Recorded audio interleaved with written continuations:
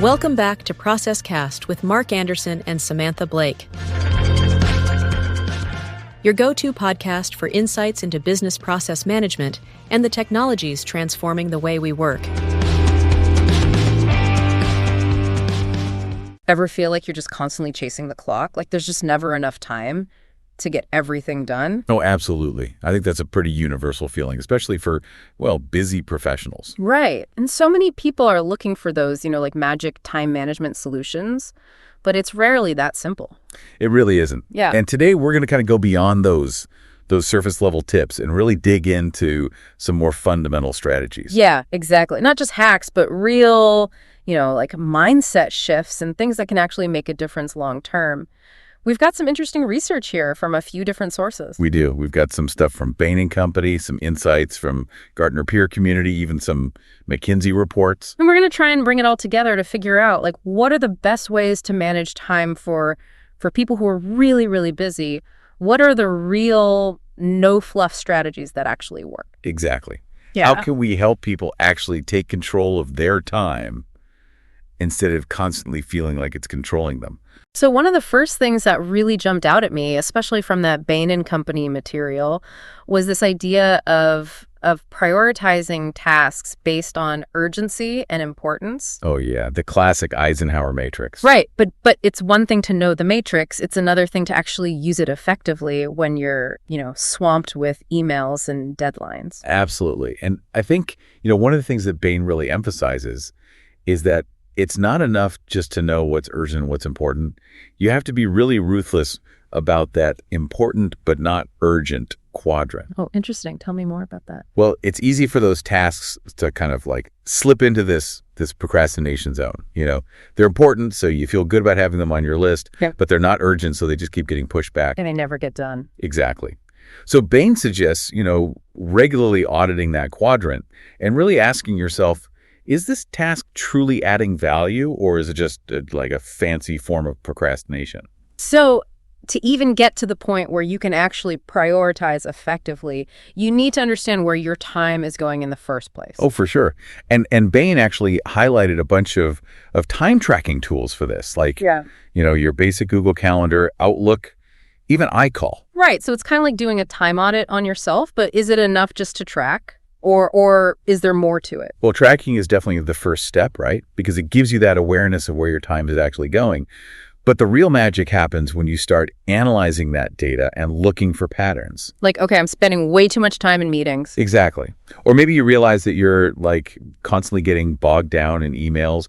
And once you have that information, you can start making more informed choices about how you invest your time. So you're not just reacting to things as they come up. You're actually being more proactive and strategic. Exactly. And some organizations are even taking this a step further with personal time management dashboards for executives. Oh, wow. That's interesting. Yeah, it's all about using data to make smarter decisions about time. Of course, data privacy is super important here. Of course.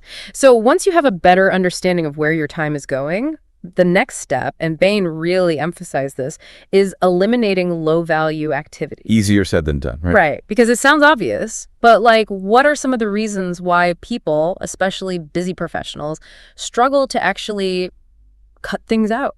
Well, I think a lot of it comes down to feeling obligated.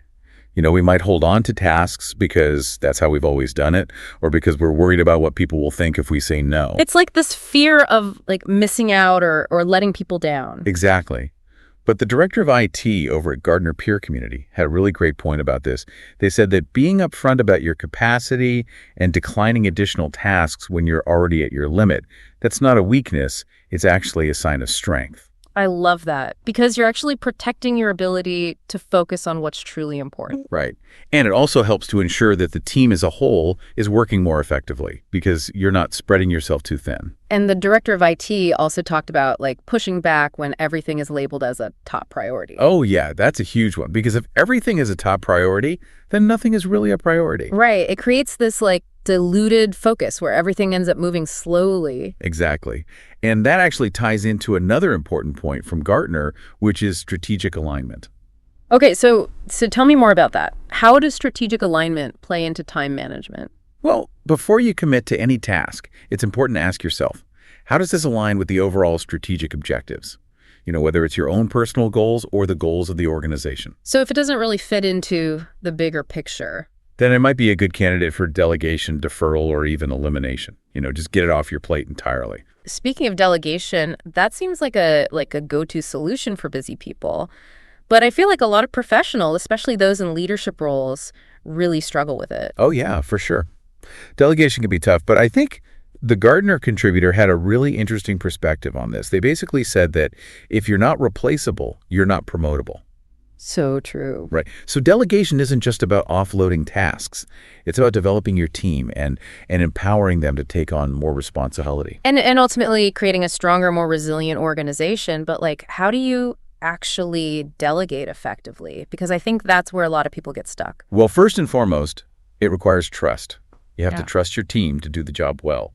And then it's about clear communication, making sure everyone understands the expectations, the deadlines, and the resources available. So it's not just dumping a task on someone and saying, good luck. No, not at all.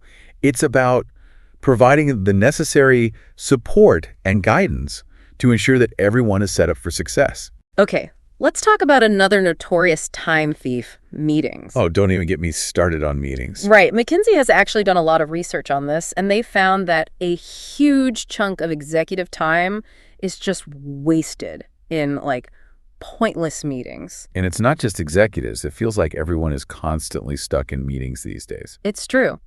So what can we do about it? How can we reclaim our calendars from the meeting monster? Well, McKinsey talks a lot about the importance of intentionality. So it starts with planning meetings with a very specific purpose in mind.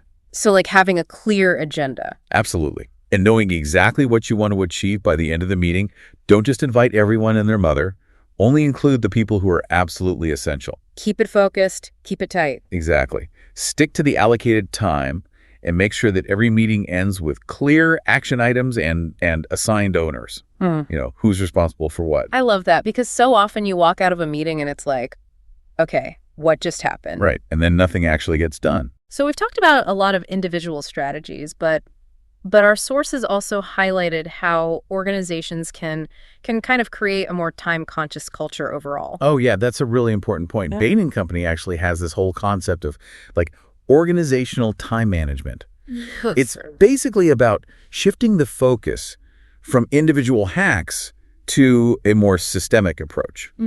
Viewing time as a precious resource that needs to be managed strategically, kind of like financial capital. That's interesting. So it's not just about individuals being more efficient, it's about the whole organization being more mindful of how time is being spent. Exactly. And this leads to some really interesting principles like zero-based time budgeting. Okay, what's that? So instead of just rolling over time allocations from one period to the next, you actually have to justify the time investment for every initiative. So it forces you to be more deliberate about where the time is going. Exactly. And then there's this idea of requiring a strong business case for every new project. Which makes a lot of sense, because if you have to articulate the why behind dedicating time and resources to a project, you're going to be more likely to prioritize effectively. Absolutely. And Bain also talks about organizational simplification as a key lever for reducing time pressure. So streamlining processes and structures. Exactly. Because complex organizations often lead to more meetings, more layers of approval, and just generally more bureaucracy. Which eats up everyone's time. For sure. And then there's this idea of delegating authority for time investments at the organizational level. So giving individuals and teams more autonomy over how they manage their time. Exactly. Because when people have more control over their schedules, they can be more responsive and ultimately more productive. Yeah. And it also ties back to that idea of trust, trusting your team to make smart decisions about their time. Makes sense. And what about decision-making processes? Bain emphasizes the importance of standardization. Having clear and consistent decision-making processes across the organization can save a ton of time. So people aren't constantly chasing approvals or navigating unclear pathways. Right. And then Bain also talks about cultivating this organization-wide time discipline. It's about making efficient time management a cultural norm, not just something that a few individuals do. I love that because it can't just be a few people swimming upstream against a tide of inefficiency. Exactly. And part of this is having good feedback mechanisms in place. Organizations need to be actively monitoring workload and making adjustments based on what employees are saying to prevent burnout. So it's about being proactive and responsive to what's actually happening on the ground. Absolutely. And Bain points out that companies that actually track how employee time is being used can gain a lot of valuable insights. Like, okay, this process is a major bottleneck. Exactly. Or maybe we're spending way too much time on this type of task. And then they can use that data to make more strategic decisions about how to optimize things. So it's really about using data to drive better time management decisions at all levels of the organization. Exactly. And then over in the Gartner Peer Community, they had some really interesting perspectives on work-life balance and how teams can function effectively when everyone is really busy. Yeah, because it's easy to just push people harder and harder, but that's not sustainable in the long run. No, not at all. And the CTO over at Gartner actually talked about the importance of building trust within teams and creating open communication channels so that people feel comfortable talking about their workload and their stress levels. So creating a space where people can be honest without fear of repercussions. Exactly. Yeah. And the CTO also mentioned the need to be flexible, adjusting tasks or even roles based on the team's capacity at any given time. That makes a lot of sense. And the director of IT shared a really interesting practice. They said that during particularly busy periods, their team meetings would actually include time for personal updates and check-ins. Oh, wow. That's really interesting. Yeah, and they found that it really helped to foster a sense of understanding and empathy among team members. It's like acknowledging that people have lives outside of work. Exactly. And that we're all human beings going through different things. So even when time is tight, it's important to maintain that human connection. Absolutely. So we've covered a lot of ground here. What would you say are the key takeaways for someone who's listening to this and really trying to get a handle on their time? I think the biggest thing is just recognizing that your time is your most valuable resource.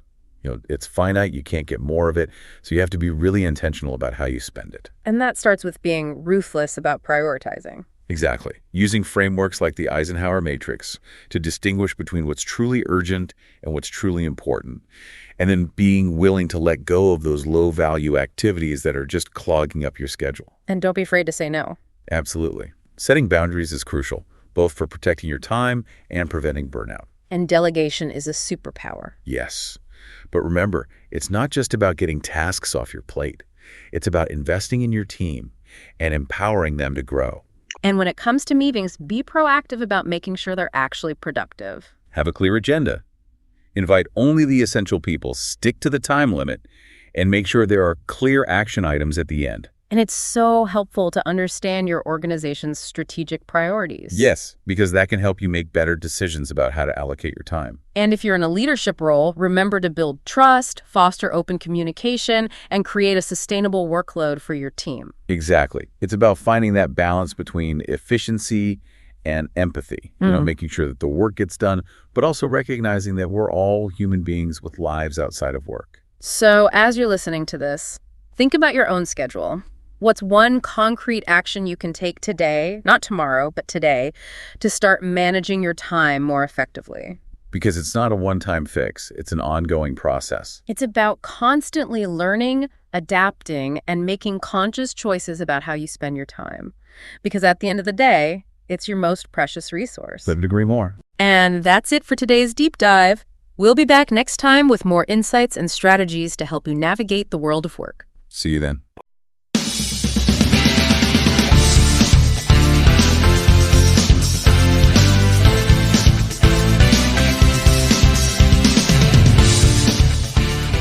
Thank you for listening to ProcessCast. This episode was brought to you by HEFLO, the BPM platform that empowers businesses to document, automate, and optimize their processes with AI. Experience the intelligence to simplify complex business processes and accelerate your growth with our complete management solution.